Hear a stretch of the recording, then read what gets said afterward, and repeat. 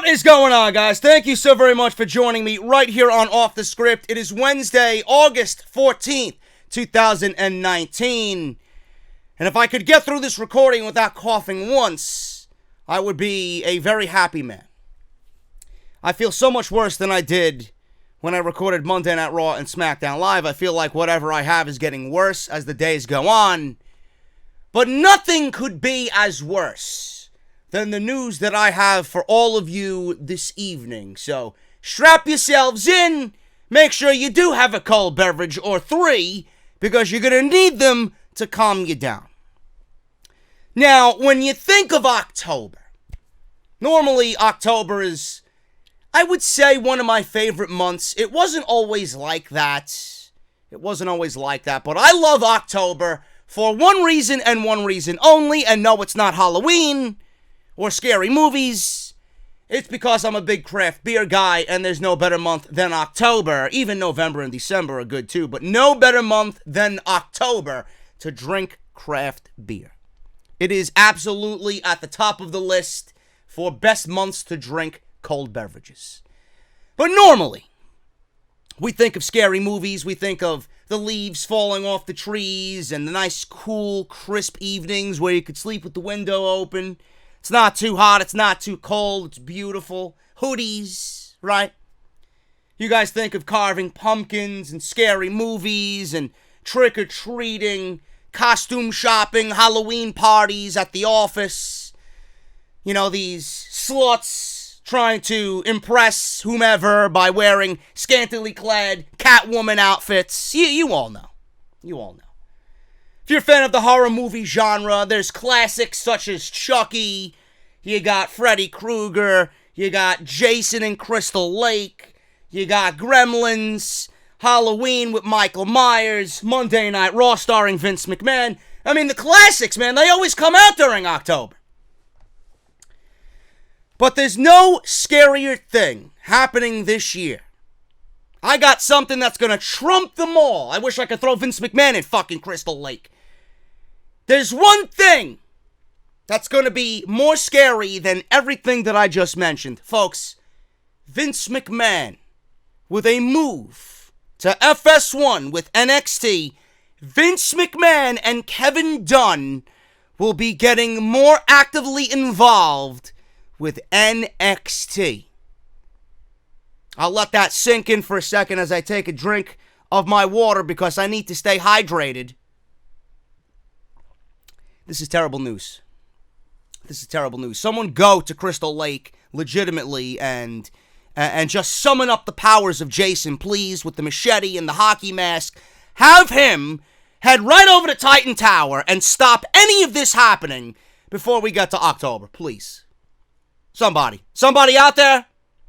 This is awful news, folks. This is terrible news. We're going to go over all that, plus so much more. I got more news on NXT than I do anything else this week. We're going to go over all of it right here on Off the Script, man. Make sure you guys follow me on social media at JD from NY206. That is on Twitter and Instagram.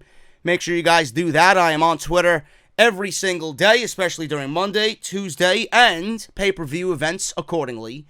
Make sure you guys hit that subscribe button. We are on our way to 112,000 subscribers. Thank you guys so very much, and thank you to all the new ones who have come over to the channel this SummerSlam weekend, man. Thank you guys so very much. And if you want to support the podcast via Patreon, patreon.com/JD from NY206. It's completely optional. It's the only way to get exclusive content that's not available on YouTube, Spotify, or iTunes. Make sure you guys do that. You guys get the audio versions of all these particular shows right there on Patreon. Patreon.com/JD from NY206. Make sure you guys check out all of my videos this week, man. Sasha Banks returns, and the boss turns heel on Monday Night Raw. SmackDown Live, I'm still raving about Roman Reigns and Buddy Murphy. Buddy Murphy was made into a legitimate star on Tuesday night. And if you missed all of the weekend's activity, man, NXT TakeOver Toronto, make sure you guys go check that out. Off the Script. We did a Off the Script podcast where we talked about Roman Reigns pulling a Seth Rollins. He sits down with ESPN and he shoots on Jon Moxley and AEW. And then the main event of the weekend, Summer Scam. Thank you guys so much for 50,000 views plus and over 2,000 likes. You guys are absolutely beasts. I appreciate every single one of you. Make sure you guys go and check all that stuff out. Links will be linked down below in the comments section. You guys can find that very easily. I'll pin it at the top for you. Easy access. No excuses. Thank you guys for the support. Make sure you guys check out Audible. audibletrial.com/offthescript. My fine friends over at Audible are sponsoring tonight's podcast, and they want to give you guys 30 days of their service and one free audiobook of your choice. All you have to do is the following. Use our unique link, audibletrial.com/offthescript. You're going to go through the sign-up process, and folks, you're not going to be billed. It is absolutely free. You're going to be on your way to getting Audible for 30 days, and then as a thank you for signing up, Audible's going to give you one free audiobook of your choice, and you have over 200,000 choices to choose from, a lot of which, as you see, are wrestling related. That is just the tip of the iceberg, folks. If you feel like Audible's not for you and you simply want to sign up just to support Off the Script, you guys can cancel any time in that 30 days and keep your audiobook for free. Absolutely a great deal, great way to support the show. You're getting a great product in return. audibletrial.com/offthescript.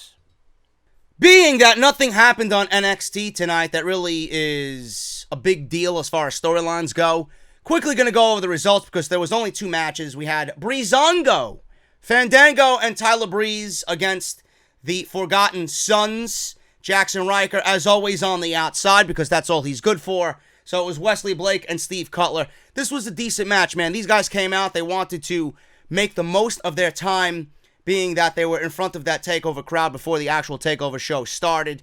These guys came out all guns blazing. Breezango looked great. Fandango looked like he has not missed at all anywhere close to 15 months. He looked fantastic. Tyler Breeze looked so happy to have his partner back.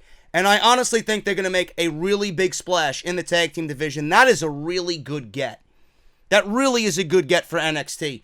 When you start thinking about all the rumors of NXT talent coming from the main roster and making their way to NXT, especially with NXT's rumored move to FS1, just to combat AEW, you don't want it to be too much. I think WWE has done it perfectly with Tyler Breeze and Fandango. They look like they belong in NXT. So the transition to see them on Raw and SmackDown when we did, and now seeing them in NXT was pretty much seamless. And then Apollo Crews, he was with NXT. He should have never been removed from NXT.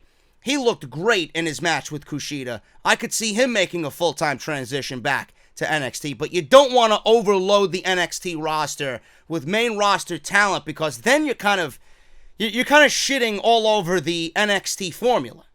You know, that's not what NXT is about. NXT is not about taking main roster guys and putting them on Wednesday nights.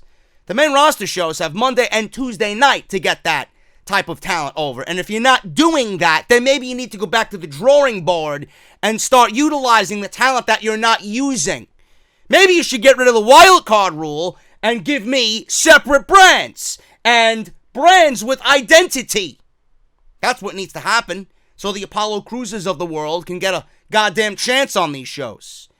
But Tyler Breeze and Fandango looked great, and they beat the Forgotten Sons, and I think they're going to make a big splash in the tag team division moving forward on NXT. So it was great to see them back, and the crowd ate it up. They loved it, and I can definitely see them getting better and better and better, and eventually I could see them on a TakeOver show winning those tag team championships. So it's going to be a fun ride to watch those guys see what they could do in the tag team division on NXT. Jordan Myles beat Cameron Grimes in the NXT Breakout Tournament. And I could see why after watching this match was not one of the original 5 on the overall TakeOver main show. Crowd didn't know who they are. Crowd was very silent during most of it until ACH and Cameron Grimes tried to get the crowd back into it. And they are talented guys, you know.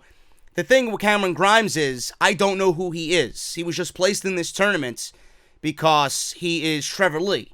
And he doesn't need the PC. He should be on TV to begin with, but he needs to go through character development. This isn't Impact Wrestling. You know, they're not just going to send someone out there because they can actually wrestle in the ring. This is WWE. This is a different formula. This is a bigger stage.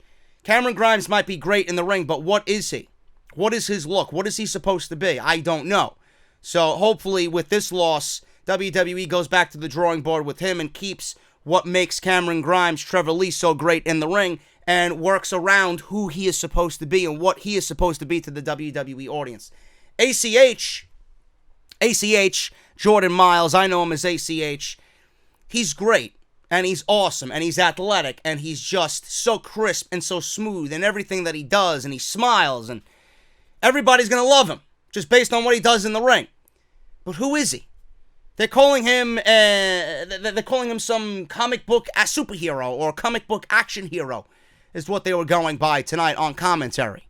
We got enough of those in the WWE. We got Johnny Gargano and we got Ricochet. We don't need another one. But what is he? He ended up winning this match with a beautiful 450. William Regal came out and presented him a contract on the stage, and that's the way NXT went off the air tonight. But who is he? What type of title is he going after? Is he going after the North American Championship? Or is he going after the NXT Championship? Is anybody going to believe him in a match against Adam Cole? Or is he going to match up better against the Velveteen Dream? That's something I could see them doing. And I don't see that being a takeover match. I don't. I see that being a regular TV taping type of match. And it's just something to get him in the ring with someone like the Velveteen Dream or someone in the ring like Adam Cole, where they can do their job and get him over. Because he's not going to really get over with being in the ring with somebody who the crowd doesn't know. The crowd doesn't know either one of these guys. You know, he can only do so much by flipping and diving and 450ing off the top rope. But I don't want to take anything away from him. It's just these guys need a lot of work to be put in front of the WWE audience. This is one of those cases where it's not just going to be about what's in the ring. They came in with all the talent in the world, but who are they in front of the NXT audience?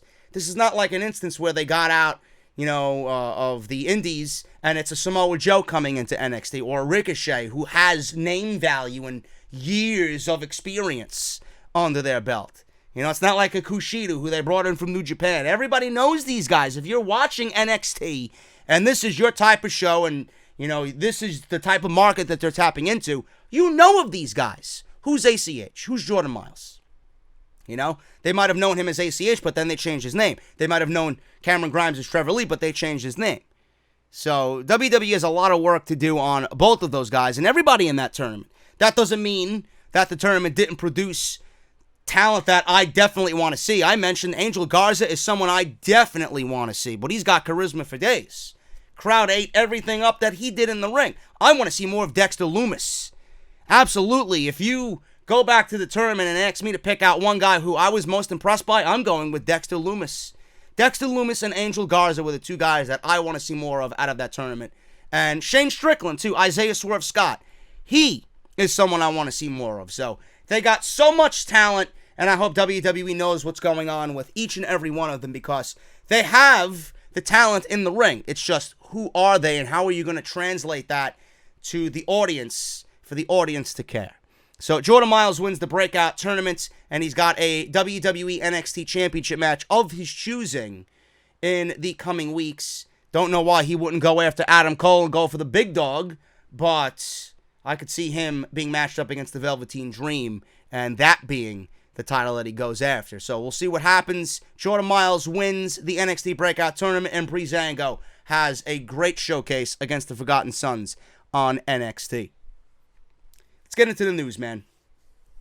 I'm not going to get into the overall big story yet. I'm going to leave that right for the middle. So I want to talk about Johnny Gargano. I want to go in chronological order here from what we seen happen at TakeOver in Toronto with Adam Cole. What you guys didn't see, I think WWE.com posted it on their YouTube channel. Johnny Gargano got a big send-off, and Johnny Gargano received a standing ovation after his 3 stages of hell. I don't even want to call it a 2 out of 3 falls match, because 2 out of 3 falls matches have been absolutely murdered by Vince McMahon. 3 stages of hell with Adam Cole. It is absolutely the end of the line. There's no more for Johnny Gargano to do in NXT. Some people are saying this is a call-up. Some people are saying this is not a call-up. But what is there for Johnny to do? He's had how many opportunities at the NXT Championship? How many more times can he go for the NXT Championship before people start legitimately turning on him and labeling him the Roman Reigns of NXT? We don't want that for Johnny. So I honestly do think it's probably best for him to get called up. I don't have any faith in WWE booking Johnny Gargano correctly. I hope to God that they know what they're doing. I hope to God that he doesn't go to 205 Live, but that probably is where he's going to end up, just because Vince McMahon sees this guy, who the hell is he? Johnny Gargano, Johnny Wrestling, you know? They might even butcher his name. They might call him Johnny. Or they might not even label him as Johnny Wrestling, because WWE, on the main roster, wrestling is one of those terms that is absolutely forbidden. What are they going to call him? Johnny Entertainment? Give me a break. The guy's already doomed to fail just by the fucking nickname that he's acquired. Johnny Gargano. Rumors of him moving to the main roster. Johnny Gargano was given a send-off of sorts at the end of NXT Takeover Toronto. William Regal came out, gave Johnny a big hug after the match. A lot of people saw it as a send-off. Triple H tried to say that it wasn't a send-off during his post-takeover telephone conference, which I will also talk about here because Mike Johnson, the PW Insider, is a clown. But I honestly think by watching this and just the overall feel of what we got with Johnny in NXT, that this is more than likely a move to the main roster. Triple H addressed this during the NXT TakeOver post-conference call, where he said that this is just something that William Regal likes to do. Therefore, it didn't necessarily signify a call-up or leaving NXT once again. It's 50-50. I see it as a call-up, but I could also see it as not being a call-up, because if NXT really does move to FS1 and go live, there's no better person to be the face of that brand than Johnny Gargano. So we'll see what happens. I mean, people are assuming, but we don't really know, and WWE is never going to give you a clear-cut answer. It could be, it couldn't be, and there are reasons for both as to why either one of those opinions could be valid. Now, we'll have to wait and see what's next for Johnny Entertainment, because he could always get a call-up. After all, everything is completely on Vince McMahon's dime, and we don't know what's going to happen. He could want Johnny, he could not want Johnny. I don't know. He wanted Johnny back in February, and I was ready to call Johnny Gargano a complete fucking waste and a failure on the main roster. Thank God that did not happen. Like I said, Gargano was called up before, but they called him up in the midst of unfinished business. You're going to pull him from NXT to put him on Monday Night Raw and SmackDown Live in nothing matches when he's got the biggest match of his life happening at TakeOver New York. Same thing with Ciampa. Triple H did not get the memo. Communication seemed to be lacking from main roster and NXT, and Vince wanted these guys for a big change on Monday night, and he didn't give a shit about any ongoing storylines in NXT, which proves that Vince McMahon does not watch anything regarding NXT. Johnny Gargano's moving to the main roster is absolutely imminent. One could definitely make that assumption. He is scheduled, or was scheduled, to be backstage at SummerSlam. In fact, he was backstage at SummerSlam because he was on the watch-along on WWE's YouTube channel. He's noted to be one of the last major guys to move to the main roster in the foreseeable future. I don't know, folks. Obviously, I don't want Johnny to move to the main roster. I think there is nothing but failure in his future because they don't know how to book these types of guys. Johnny Gargano has that Bret Hart vibe. Johnny Gargano has that Daniel Bryan vibe. Look at Ricochet. Ricochet has amounted to nothing on the main roster. He is just ordinary. He went from delivering near 5-star classics with Johnny, with Adam Cole, with the Velveteen Dream, with Aleister Black in a tag team, against DIY, against the War Raiders. And that was in a span of less than a year for Ricochet. Now look at Ricochet on Monday Night Raw. Everybody that wanted him to succeed on WWE, they might be happy just to see him on Monday Night Raw. I honestly think they're not using Ricochet to the best of his abilities, and with a brand that is sorely lacking in talent right now on Monday night, there's no reason why you shouldn't be pushing Ricochet as one of the faces of that entire brand. He is the next AJ Styles, and they have not treated him as such, at least not yet, and that's very disappointing. What do you think they're going to do with Johnny Gargano? Seriously, if Ricochet had all the talent in the world to be one of the future faces of this company, what do you think they're going to do with Johnny Gargano if Ricochet right now is struggling to find his footing on Monday nights?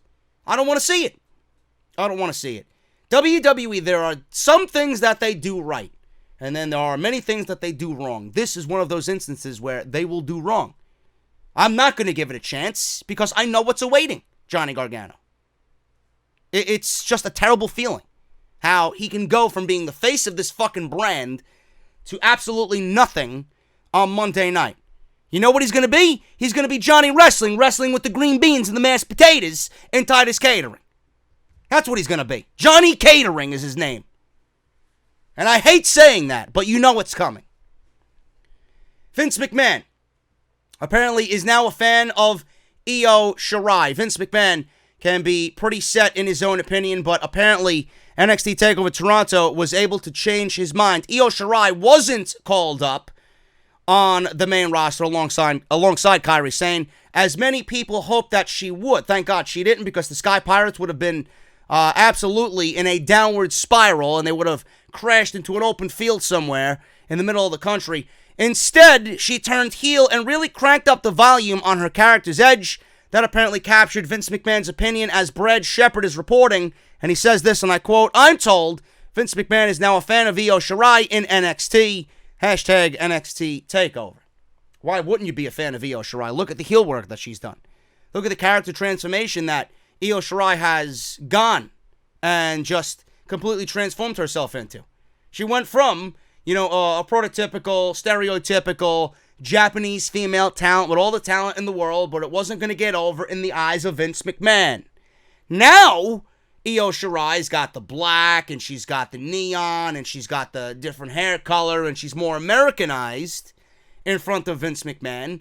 And I mean, Vince McMahon is never going to take someone who is from another promotion in another country, made their name over there, come on over to the WWE. You're never going to see that iteration of that character succeed in WWE. They're always going to mold you into who they want you to be in their eyes. And that's exactly what they did with Io Shirai. But in this instance, this is working, because she looks absolutely fantastic as a heel. And with Shayna Baszler, she hasn't lost that title yet. It's another one of those things where it's imminent on her, pending future to be called up to the main roster. Io Shirai, after what she did with Candice LeRae, is absolutely on her way to being the number one heel in NXT. And that match, if you even want to talk about it, some people thought that the Johnny Gargano-Adam Cole match was a spot fest, and it wasn't to their liking, and it was over the top. Some people actually said Io Shirai, there I go, that's how fucking ill I am. Io Shirai and Candice LeRae had the match of the night. Kairi Sane wishes she was back in NXT with Io Shirai. That's absolutely 100% fact. But Io Shirai and Candice LeRae, some people are saying that was the match of the night. And man, that was probably the best women's match of the entire year. So if Vince McMahon is a fan of Io Shirai, I certainly hope so, because she is on her way to doing things that right now were not possible under the old gimmick. And now with this new gimmick and this new heel turn, sky's the limit for her, and she's going to open up a lot of eyes, and she's going to broaden some horizons, where those horizons before were never going to give her a second glance. Now she's going to get a second, third, fourth, and fifth glance from WWE because of what they did to her. Everything about her fits. I love it. I can't wait to see it grow and mature into being the number one heel on NXT. Triple H talks the Street Profits appearing on Monday Night Raw. The Street Profits surprised a lot of fans when they retained the NXT Tag Team titles at TakeOver Toronto, me included. I honestly thought the Undisputed Era were going to do a clean sweep. I thought they were going to win the Tag Team, North American, and retain the NXT title, and their prophecy would have been fulfilled. Now, the two have debuted on Monday Night Raw. They've been up there for a little more than a month. They have been depicted as alcoholics and weed heads. But on NXT, they are a legit tag team, badass tag team that likes to party and likes to mingle with the fans and kick ass in the ring. So the two versions of the Street Profits right now really aren't doing them any favors in the eyes of the fans. You're appealing to the cool audience by having them mingle with Seth Rollins, and you're having them mingle with Ric Flair, and You're having them show up on Monday Night Raw all drunk and stoned and dehydrated. Angelo Dawkins was drunk on Monday Night Raw, chugging a gallon of water because he drank too much the last night for SummerSlam. Just a couple of weeks ago, before that, on the Raw reunion, they were smoking weed with RVD and partying with Ric Flair and Mark Henry. This is the Street Profits in the eyes of Vince McMahon. Alcoholics and stoners, but on NXT, they're the NXT Tag Team Champions. Don't get it. Real disconnect from both Raw and NXT. Very stereotypical on Monday Night Raw, and in NXT, they're treated like a legit tag team. Triple H was asked about the Street Profits appearing on Raw as NXT Tag Team Champions. His response didn't seem to give away too many plans for Angelo Dawkins and Montez Ford, but Ford and Dawkins are currently getting more opportunities because of how entertaining they are. He says this, and I quote, "They will be in NXT, but when you are that entertaining, you get different opportunities presented in front of you," end quote. I can honestly see Triple H thinking, well, Paul Heyman likes the Street Profits. Paul Heyman has a lot of stroke on Monday Night Raw. Paul Heyman is the right hand of the devil, Vince McMahon, on Monday Night Raw.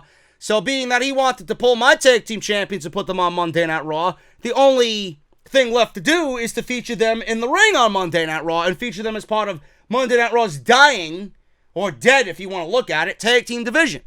I can honestly see Triple H thinking all this in the back of his mind and say, you know what, I'm not going to go with Kyle O'Reilly and Bobby Fish. I'm going to have the Street Profits retain, because if they retain, then it kind of sends some signals up to the main roster that, hey, listen, I'm not done with these guys yet. I'm going to make them my team here in NXT. So hold your horses, put on the brakes. You're not taking them to Raw to be killed just yet.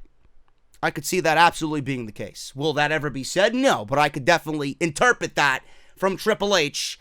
He wants to keep them in NXT because he does not want another mass exodus of talent on top of the already rumored names to be going up there. Adam Cole and the Undisputed Era have been rumored. Shayna Baszler, Johnny Gargano, Matt Riddle, right? And then the Street Profits. How many more talents do Vince McMahon and his clown parade need to make these shows good? Monday Night Raw isn't even good with the talent that you got now. You think they're going to be able to use these guys and make Monday Night Raw better? No.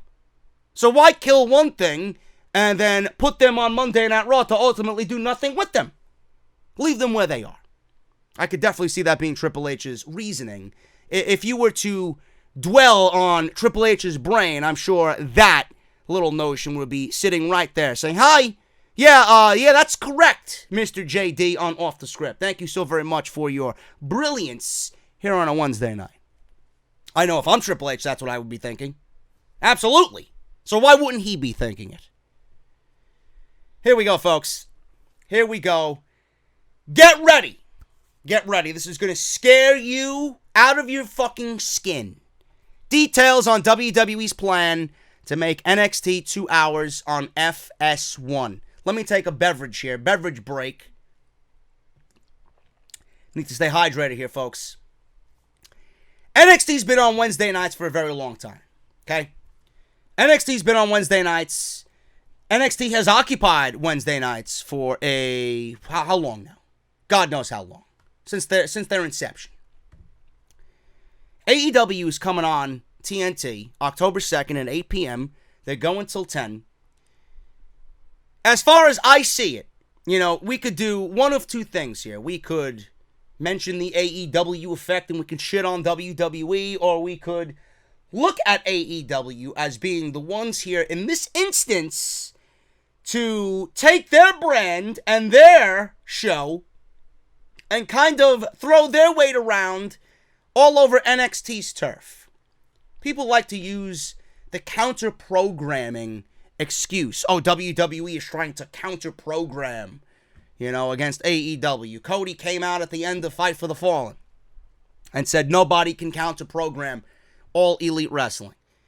Is it, in this case, WWE trying to counter-program on Wednesday nights? Is it? You gotta be fair. And I want to be fair. I'm going to be fair when AEW hits Wednesdays. I'm going to critique them just like I critique WWE for all the idiots out there who think I'm going to be an AEW dick hugger. I'm going to critique, and I'm going to tell you what's bad and what's good, like I always do. I mean, for God's sakes, this is what I do. I just came out on here on Tuesday night and praised Roman Reigns. When did you ever think that was happening? Is the sky falling?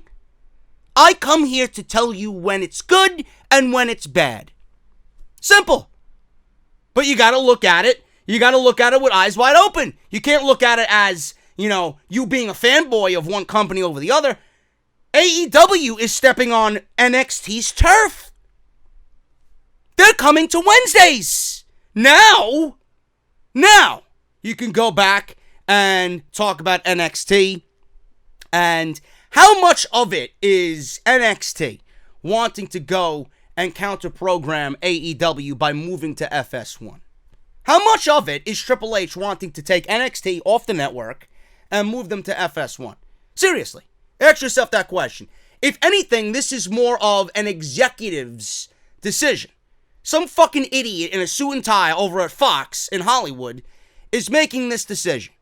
Then you got to get Vince McMahon to approve it. Triple H might be the odd man out. Yes, he's got a lot of pull in NXT. He's the father of NXT. He knows what he's built down there. He knows how great it is down there. He knows how much we value NXT. Triple H is a smart guy. But how much of it is Triple H? How much of it is Triple H compared to some suit and tie, some faceless name in Fox Studios? They have WWE under their grasp. They have WWE for 52 weeks a year. Fox has no other programming all year that goes 52 weeks a year. They are going to milk WWE. They're paying WWE $1 billion for their services. So Fox wants to recoup that $1 billion, and they want to use every aspect of WWE. Yeah, we got SmackDown. Yeah, we got SmackDown Live, but, Monday Night Raw's with NBC Universal. What's the other thing you got going on here? NXT. How much of it is going to be up to Triple H? How much of it is going to be up to Vince McMahon? Vince McMahon, for all we know, is at the behest. He's at the floor, at the mercy of Fox. Vince McMahon's not going to be in charge much longer. If Fox wants something, they're like Thanos. They snap their fingers, it's going to fucking happen. Give me a break. They are paying $1 billion. If they want, they will get. Normally, that's Vince McMahon. Not come October. So, the counter-programming argument could go back and forth. Yeah, AEW stepping on WWE's night. NXT's been there for how many years? Several years. So, WWE is now trying to counter-program with NXT by moving them live on Wednesday nights from 8 to 10 p.m. to counter-program AEW. I don't like that, and we'll talk about why I don't like that in a little bit. Let me get on with this article. Dave Meltzer noted that NXT is set to be a 2-hour show on FS1. Wednesday night is slated to air between 8 and 10. However, it's not known how Big East basketball might eventually affect it. Now, while not announced, the NXT on FS1 is tentatively set for 8 to 10 p.m. on Wednesday nights. For obvious reasons, that's the time slot that was expected because of AEW. AEW waited on their time slot. Now WWE is counteracting against AEW, making Wednesdays their home. But why did AEW go to Wednesdays and not Tuesdays? Seriously, if AEW wanted Tuesdays, they could have went to Tuesdays, and TNT could have worked with them. TNT, basketball, NBA on TNT, they could have moved to TBS. I guess that wasn't in the deal. So they didn't want any of that headache, and they wanted straight 52 weeks a year with no interruptions, Wednesdays on TNT. So, for whatever reason, that decision was made. There's also an idea that this will be a live show compared to the taped format because it will not work if they go head-to-head with AEW and it's taped. Because I know for a fact, I'm telling you right now, I'm watching AEW on Wednesday nights, and then I'm going to DVR NXT and watch NXT after I record on Wednesday nights, and I'll do NXT on Thursday.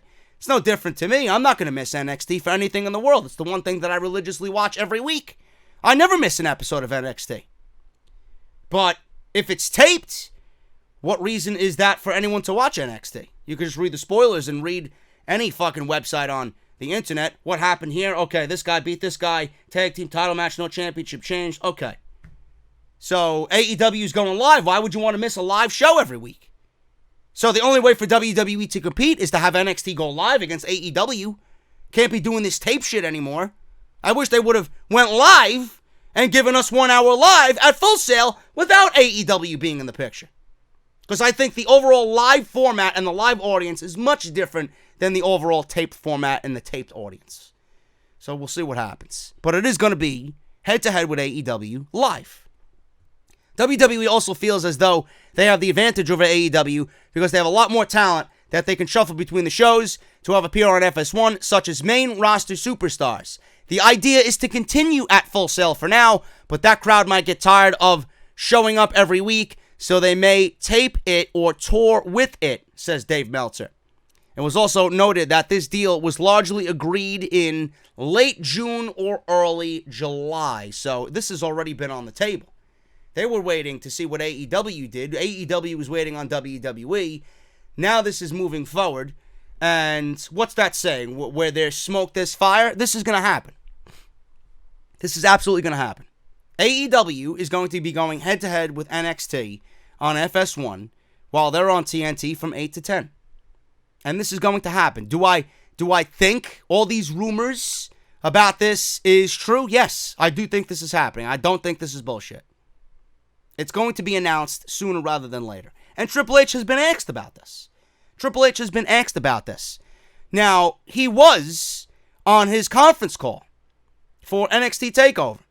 He said this about the possibility of splitting NXT into 2 shows, which I hope that they don't do. One would stay on the WWE Network while the other moves to FS1. He really didn't seem eager to let anyone know what was going on. That's because I guarantee you Triple H doesn't even know what's going on. And if he knows what's going on, he probably is not in agreement with what's going on. Why is it necessary to have 2 NXT shows? One for 2 hours and then one on 1 hour on the WWE Network. That is absolutely ludicrous. It is so against what we've come to know and love about NXT. 3 hours of NXT weekly? 2 on FS1 and then 1 on the WWE Network. I don't see how in the world that's going to work. Now, he says this, and I quote, "There's always planning. There's always a changing landscape. There's always a where we, and the internal discussion here of where content goes is constant. We look at this kind of like a wheel of options of distribution that we have across all platforms, whether that be television or platforms like that being a part of that world, whether that would be Facebook or something, or a USA or a Fox. There's our digital presence. As you know, 1 billion social media followers, quote unquote. Number 1 for sports. Number 2, I think, overall now in the world, out of anything on YouTube. So digital or video on demand, our network, the direct to consumer. There's a big wheel, so where you put content at all times is a constant debate. How much content? What content? We're constantly working on it. There's plans. You know over the short run, and there's plans in the long run, but it's constantly being evaluated. When it comes to NXT, the reason I speak, he is like fucking circling around with his excuses here. He's talking about this and distribution and this and that. Never a straight answer with these people. When it comes to NXT, the reason I speak cryptically about it is because there's a lot of exciting thoughts and ideas out there. We're constantly debating on a good flow, on where things go and land, and I think there's a lot of thought that goes into all of it because they affect each other, and you'd want to put the right amount of stuff on each piece of the wheel to make sure that you're getting the maximum out of all of them. When NXT starts to grow as a brand, there are more options on the table. And look, I'll say just contrary to what I've heard, because I've heard that we're talking about putting them on FS1, and then people come in with counter-programming talk. We have content all over the place, and if people want to talk about counter-programming and bring up that in the conversation, then Wednesday has been the home of NXT forever. That's where it's at. It's been our network on a Wednesday night time slot. Now and forever, when other people announce a Wednesday, you don't hear talk about counter-programming. You just hear the announcement. For us, everything is counter-programming. It's this, it's that, and we plan things long in advance. We plan on doing business, and that's what we worry about. All this running around in circles about giving us a proper answer, That is the corporate of corporate of corporate answers. That's not even what I want to talk about. Triple H, he's not going to tell you what's happening on FS1 because either he's not allowed to tell you or he doesn't know completely of what's going on. You know? All I know is that Fox was telling, people in their inner circle that it's a done deal. Now, I don't know why Fox is telling, other affiliates about NXT going to FS1 if it's not a done deal. Like, what is it of their business anyway to let their other affiliates know what's going on? WWE doesn't know. I don't know what's going on. But this is the most damning of all this shit. Vince McMahon is set to become more involved with NXT. NXT is moving to FS1, but that also means WWE's developmental brand will be getting more of Vince McMahon's attention. Dave Meltzer was asked whether Vince McMahon and Kevin Dunn will be more involved with NXT after the move to FS1, and he says this, and I quote, "They would have to." End quote. That's all he said. Now, it isn't really that Vince McMahon and Kevin Dunn would get more involved with NXT. It would be hard for them not to. So, we don't know if this is true or not yet, but he's more of the type of guy that's saying here in this report, it would be hard for them not to get involved if NXT is going live every single week and going head-to-head with AEW. Now, I don't understand this. And PW Insider is reporting that there has been no indication made to anyone internally that that's happening in regards to going live on FS1 with 2 hours. Therefore, WWE is playing their cards very close to the vest on this one, but it's happening. Mike Johnson can say everything that he wants about this. It's happening. I don't like this. I don't like NXT moving to 2 hours. I don't. I don't want NXT to be moved to 2 hours because 1 hour doesn't overstay its welcome.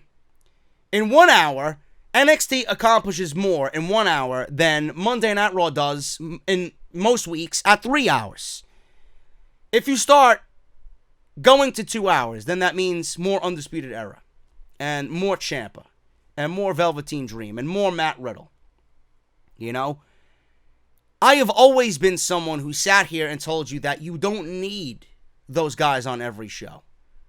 NXT has a perfect revolving door of talent each and every single week. Undisputed Era might show up once, then they might show up in week 3, where you see Kyle O'Reilly and Bobby Fish go against, somebody. The Street Profits.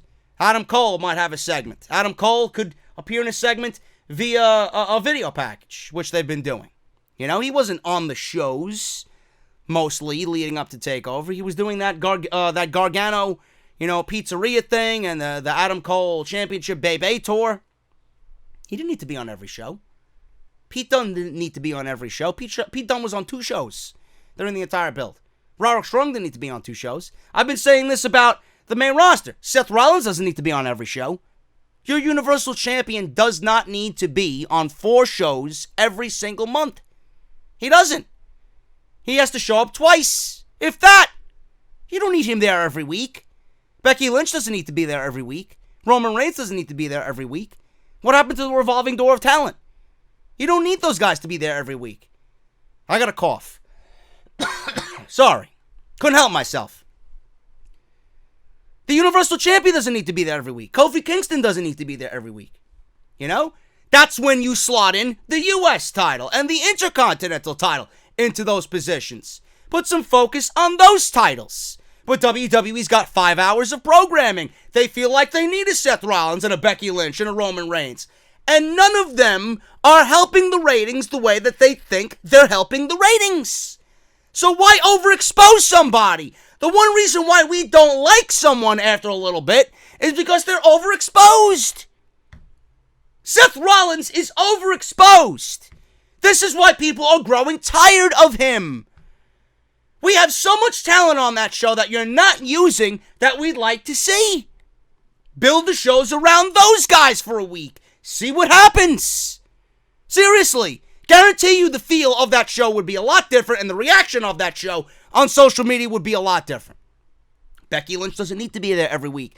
Why do we need Becky Lynch on Raw and SmackDown every single week? Why do we need Alexa Bliss on Monday Night Raw and SmackDown Live. Every single week, she's mixing up with Becky. She's mixing up with Bayley. She's mixing up with Ember Moon. Mixing up with Natalya. Overkill. You're burning talent out in the eyes of the fans. What happened to maintaining that special feeling about somebody? You know? I understand you got tickets to sell, but tough shit. Tough shit. You're overexposing the talent to a point where they are not special anymore, and then people get sick and tired of them. Is that what you want with NXT? Because I don't want that. I don't want that at all. So 2 hours is kind of, in my eyes, a negative for the NXT product. Because they've been operating under 1 hour, and on most weeks, almost every single week, they're better than SmackDown at 2 and Raw at 3. Why would Vince McMahon have to get involved if they're going to war with AEW? Why? What is he going to do differently? What is Kevin Dunn going to do differently that Triple H's team cannot do and cannot handle? Triple H has his own team. Kevin Dunn's not in charge of whatever's going on, camera work-wise, producing-wise with NXT. Triple H has got his own guys doing that. Have we ever had a problem with how NXT looks and feels and is produced every single week, every single takeover? What makes you think that Triple H can't run a live show weekly against AEW? He runs a live show he runs a live show not weekly, but he runs a live show every quarter with NXT Takeover, and those are the best shows that WWE produces all year round. So why wouldn't he be able to do that on a weekly basis with regular television? Vince McMahon, and I said this a couple weeks ago. There's no need for Vince McMahon to get involved. Dave Meltzer says they'd have to. Why? Why, so he could rip up a fucking script that he doesn't like and rewrite it 20 minutes before the goddamn show? I don't understand that. Vince doesn't even watch NXT. How the hell does he know who a Velveteen Dream is, or Roderick Strong, or Pete Dunne, or anybody? He don't know anything about NXT. He might be paying the bills. He might be writing the checks. But Vince McMahon doesn't know anything that's happening down there. He doesn't have a grasp on storylines and continuity happening down in NXT. You mean you're going to put this old man who doesn't know anything about this brand in charge and give him influence just because AEW is getting involved? Now, we don't know if this is true. Dave Meltzer says they'd have to. Why? When Triple H has been setting himself up to take over the main roster with every move that he's done in NXT. With the Road Dogs and the Matt Blooms and the Sarah Amatos and the Road Dogs and the Shawn Michaels and the fucking X-Pacs of the world on his team. The Jeremy Borashes of the world. I don't understand why he'd need to get involved. Is Triple H doing a bad job?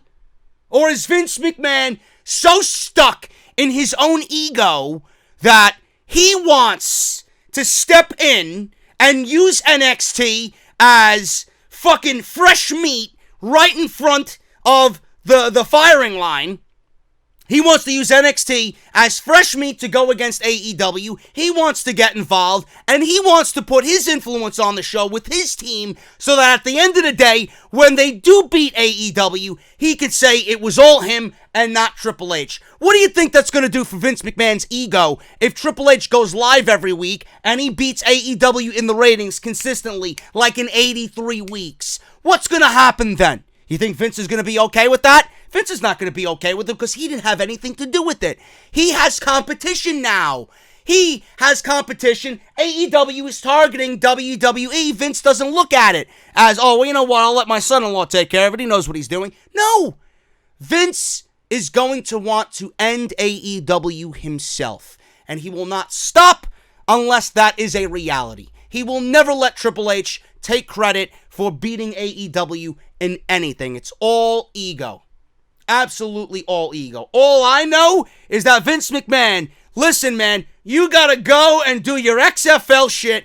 You have more than enough brain power for NXT to run 2 hours live against AEW on a Wednesday night where we don't need you. How often is Vince McMahon gonna get involved? How often is he gonna rewrite his script? How often is his political power gonna step in and push a talent that he likes? Meanwhile, something else that we want to see doesn't get on TV, this show is going to end up like Monday Night Raw. That's the last thing that we want. NXT operating and feeling like Monday Night Raw on Wednesday nights? Jesus Christ, you want to kill something? That's how you do it. You want to kill NXT? Bring Vince McMahon and get him involved. This is a nightmare. Now, I'm not saying that this is going to happen. This is all rumor and speculation.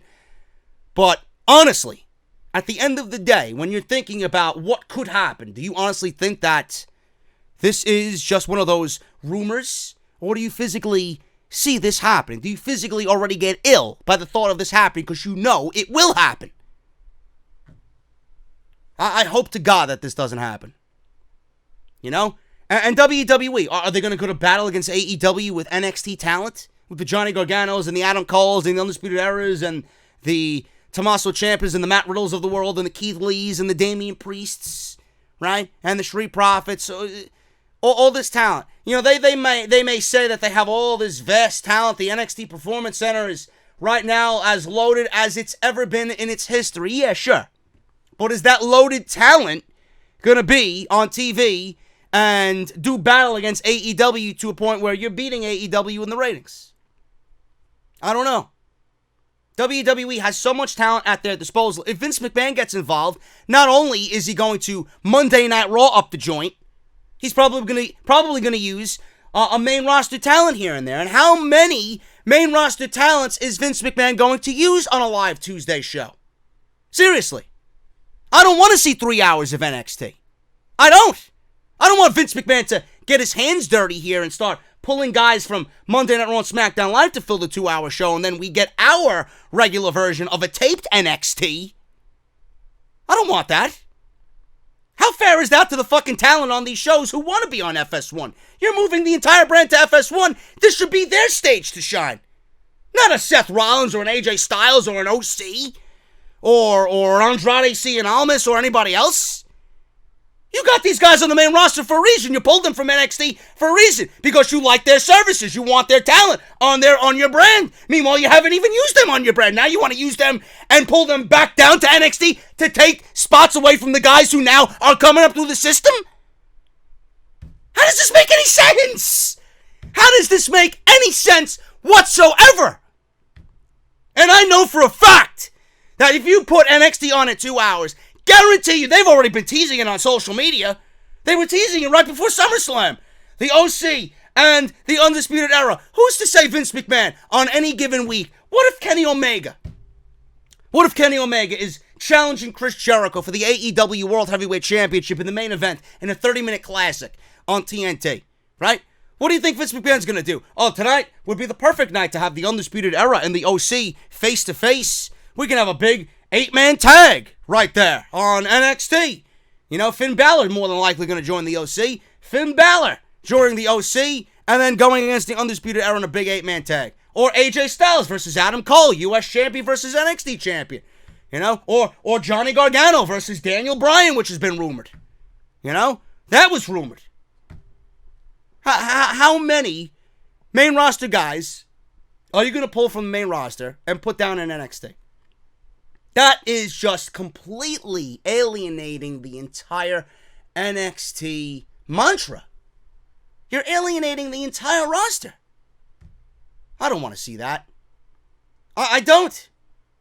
And then I have to watch the WWE Network to get my regular NXT, the NXT that should be on FS1. How many hours in the week do you think I have to watch wrestling? I don't even watch NXT UK as it is. And come October, it's going to be worse. 3 hours of Raw, right? Which feels like 6 hours every fucking week. 2 hours of SmackDown. 2 hours of AEW. 2 hours of NXT on FS1. Another hour of NXT on the WWE Network. NXT UK. You guys who watch Impact weekly. 2 hours. Absolutely ridiculous. This is not good. There is more reason for concern here than anything. Anything. What will they do in the spirit of competition? This is Vince McMahon we're talking about. He will do anything to stop AEW from stepping on his fucking ball field. And if that means ruining NXT, he will ruin NXT. But how are the fans going to react to this? The fans expect one thing and one thing only from NXT, and that is to not be WWE. Now you're going to bring WWE into NXT. How many people are going to stay and be loyal to what Triple H has done? Triple H is a smart guy. Triple H knows what he has in NXT. Triple H knows for a fact what he's producing is the best thing in the entire company. Triple H knows that what he's doing should be on Monday Night Raw and SmackDown Live. Seriously. So hopefully, by the end of all this, Triple H has some sort of say, but I feel like he won't. He's not going to have any say. He's going to look at Vince McMahon and be like, yep, go ahead. Do what you got to do. And that's what scares me the most out of everything. It's not good, people. It's not good. Vince McMahon set to be more involved with NXT. Get ready to feel Monday Night Raw, not only on Mondays, not only on Tuesdays, but now on Wednesdays with our beloved NXT. I can't wait. Triple H, speaking of Triple H, moving on here. Triple H went off on Mike Johnson on the post-Takeover Toronto conference call. Mike Johnson, I don't know if he was drunk or if he had something in his system, but at the end of the cage match, all sorts of weapons, right? The only ounce of blood in that match was, if you've seen, Johnny Gargano was like bleeding on his forehead, just a little bit right in between his eyes, and Adam Cole had a gash on his kidney area, which I'm assuming was the result of falling through a fucking table 25 feet in the air. But his back was all like poked with holes. It was crazy. It was crazy. They killed each other.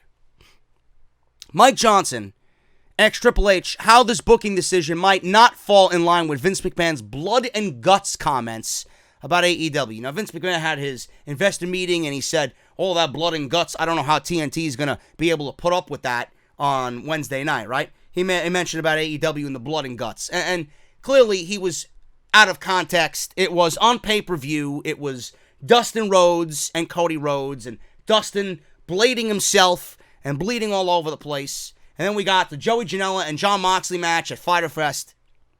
So Vince McMahon made a comment about blood and guts in AEW. So Mike Johnson asked how this falls in line with what his father-in-law said.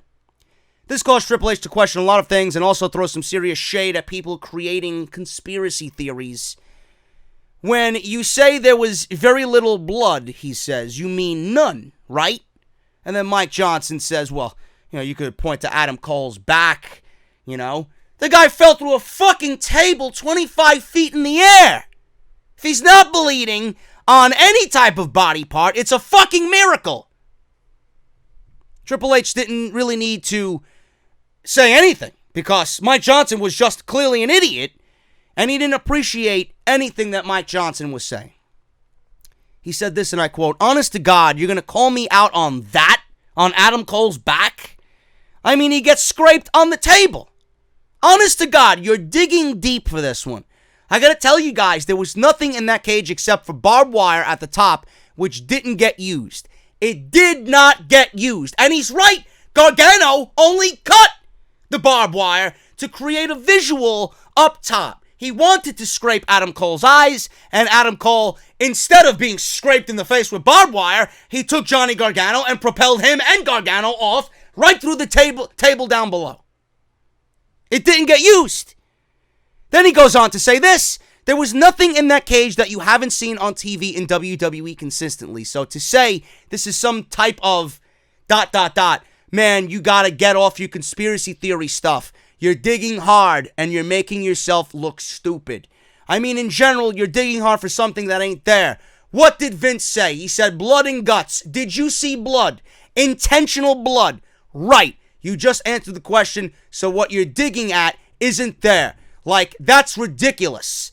There was nothing there that you have not seen. Barbed wire as a deterrent for leaving the cage did not get used. Nobody intentionally bled. There was no blood anywhere. There were chairs, there were kendo sticks, there were pliers, not needle nose, so those were different. But what else was different? What was the gore and guts that we went to making you say this was a different situation? He is an idiot. An absolute idiot is Mike Johnson. He marked himself out and he got buried by Triple H verbally. And I'm glad that he did. Because he made himself look like an idiot, and it makes me question how they get these fucking people into these conference calls and why I'm not one of them. Because I would never have asked a question like that, and that question wasn't even pertinent to what happened. He didn't even ask at all about what Johnny and Adam Cole's well-being was. Well, Vince McMahon made a comment about blood and guts, and Triple H proceeded to bury him. Good. Maybe next time, when he's on a conference call, and he has the fortunate circumstance of actually being invited to this thing, he'll ask a fucking smart question about NXT or the future of NXT, and not having anything to do about AEW. Triple H hasn't made one mention of anything All Elite Wrestling, and here you people are bringing shit up to Triple H. Triple H knows what he has to do. He hasn't mentioned one fucking thing about AEW. He lets his actions speak for him. And his actions are through his roster, and they go into the ring and speak for him. That's it. Enough of this bullshit. You want your conspiracies? WWE and Vince are more into the fucking shit going back and forth with AEW than Triple H is. Because Triple H is doing his own thing in NXT. Vince McMahon and everything that he's doing is an AEW effect, or a product of the AEW effect. It's not Triple H. Triple H is minding his own business. Triple H is in his own world. Vince McMahon's the one who is running around with his head cut off. He is worrying about AEW. Triple H is not. He has no reason to. Because more times than not, TakeOver and NXT are going to outshine AEW. And that's just the facts. Triple H, talking about Austin Theory. He was at NXT Takeover Toronto. Someone I can't wait to see in an NXT ring. This is your future main eventer here in NXT. Although Austin Theory is guaranteed to end up in NXT, and at this point, on this evening, it might as well have already happened. Triple H said during the post-takeover media conference call that WWE has a relationship with Evolve, and they will continue to build it. Therefore, Theory was invited as a representative of the kind of talent that they have. He says this, and I quote, "He's an Evolve talent, but right now, we have an agreement with Austin Theory as well. He's an Evolve talent. It's a promotion there that's helping talent get to another level. If you go back to when we first started all of this, we were talking about going to the UK. It's about working with promotions that help cultivate new talent, that help them get to the next level. It's not about booking a show and using talent because they're available. It's about cultivating talent, helping them grow so that they can get to the next level. That's what Evolve does, and happy to work with them." You can imagine how good Austin Theory is now. Imagine how great he's going to end up being when they cultivate his talents, Mike's skill, his in-ring work. Imagine the type of guy he's going to be when he comes out of that PC. I can't wait, man. It's a very exciting time to keep an eye on who's in the PC.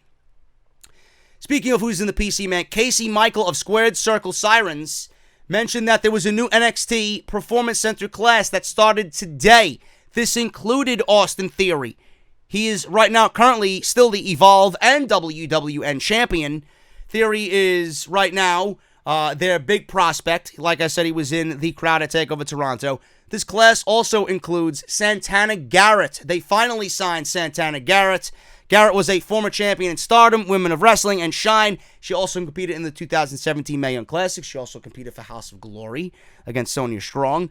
This is a big signing for the women's division, and it just goes to show you, man, that everyone right now in the indies, or on the indies, is getting scooped up. This is a great time to be a pro wrestler. It really is, because you're going to be making that money. But if you're an independent company, you're shit out of luck, man. There's not going to be anyone for you to get your hands on and use for these shows. That's why a Creator Pro and, the Dudley Boy School and Lance Storm School, these are the schools that are going to be like Booker T School. These places are going to be looked at. Seth Rollins School, even, his wrestling school. What, Black and Brave it's called? These schools are going to be looked at to, farm. They're going to be, these independent companies are going to be farming talent. these schools are going to be looked at as more important than anything going on right now because the independent scene is sucked up dry. It really is. That's why you got Austin Theory. That's why you got WWE getting their hands into everything. They're in Evolve. They're in Progress. They're literally in everything. They got their hands in everything. So it's just a very difficult time if you're an independent promotion right now. Santana Garrett signed. Also in this class, King Cuerno from Lucha Underground. He is in the PC right now. He's been on WWE's radar for quite a while. Other names on this list reportedly include Brianna Brandy, Jesse, I don't know who that is, Marcos Gomez, and Rita Rice. Another recruit from Egypt was also mentioned, but his name was not revealed. So WWE clearly cultivating the talent in the pro wrestling world, taking from sports, entertainment, all over the place, man. Other countries, they're bringing them into the PC to find that next superstar. It's unbelievable, man. It's just crazy. It's craziness right now in the world of pro wrestling. Triple H commented on Matt Riddle, throwing shade at WWE legends. Brad Shepard reports that Matt Riddle is costing himself more and more with his recent actions. He's incredibly talented, but he might have a lot to learn. Now, a source in WWE says, Brad Shepard, source in WWE told me the internal talk is that Matt Riddle is costing himself more and more. As I've reported, he had the company behind him, and they just put out a new shirt for him, but I'm told he's been messing it up since, end quote. Now, we all know what he said about Goldberg, Chris Jericho, a few other WWE legends. Now, during the NXT Takeover conference call, Triple H was asked about Matt Riddle's comments concerning WWE legends on social media. Triple H responded in a way in which it's kind of weird. He said, he's a big boy. It's social media. It's his opinion. He can say it. It is what it is. Matt Riddle's a very outspoken person, so good for him. He's a big boy. Yeah. Meanwhile, this is a company that gives social media classes and social media etiquette at the PC. I honestly think with Matt Riddle showing up on the watch-along and talking about Goldberg, he posted a picture about Goldberg leaving him a note in his locker at the PC. I honestly think this is all one big rib. It's one big work, At this point, it may have started off as a shoot, but somehow it's transformed itself into a work. I really do.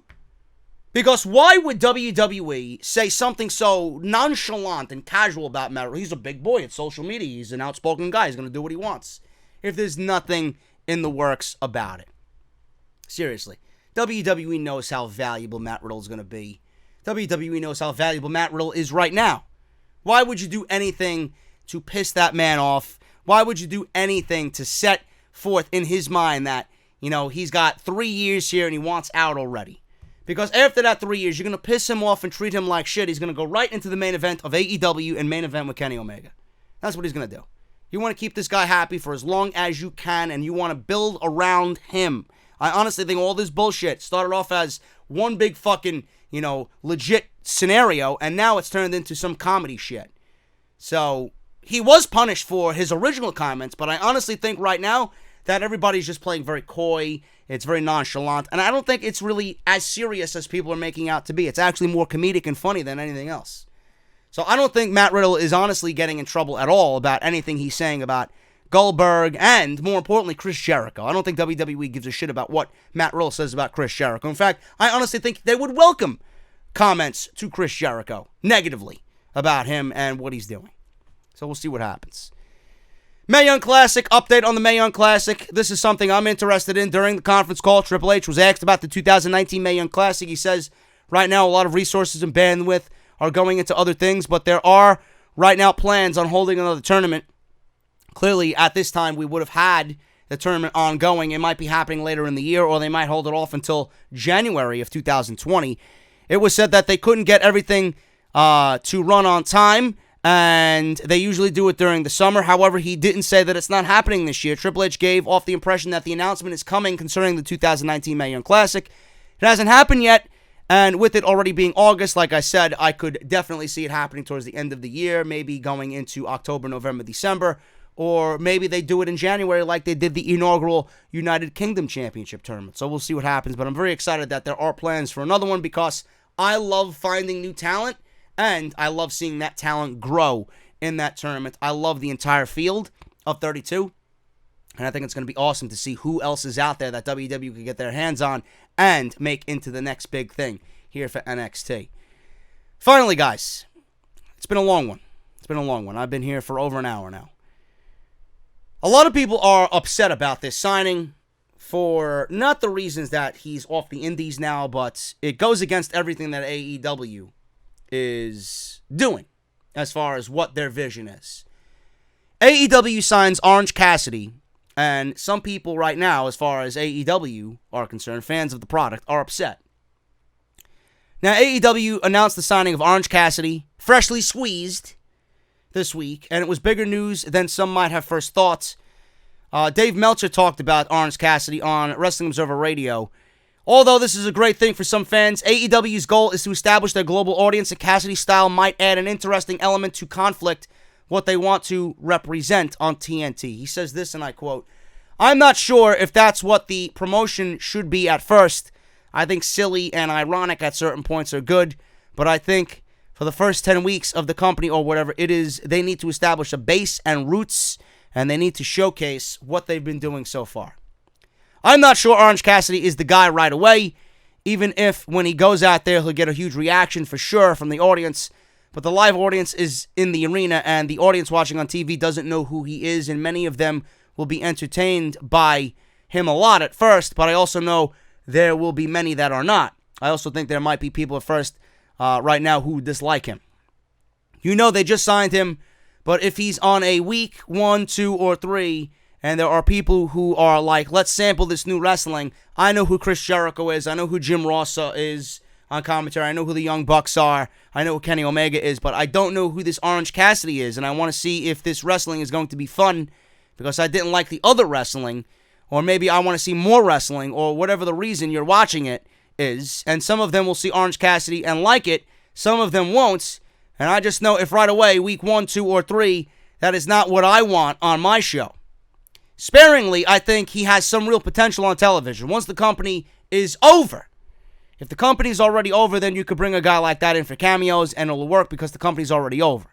But when you got an audience where they haven't decided whether they like you or not, he could be a deal breaker. And I don't want to say deal breaker, but some people will see that as a deal breaker, as if they will watch continually every single week. End quote.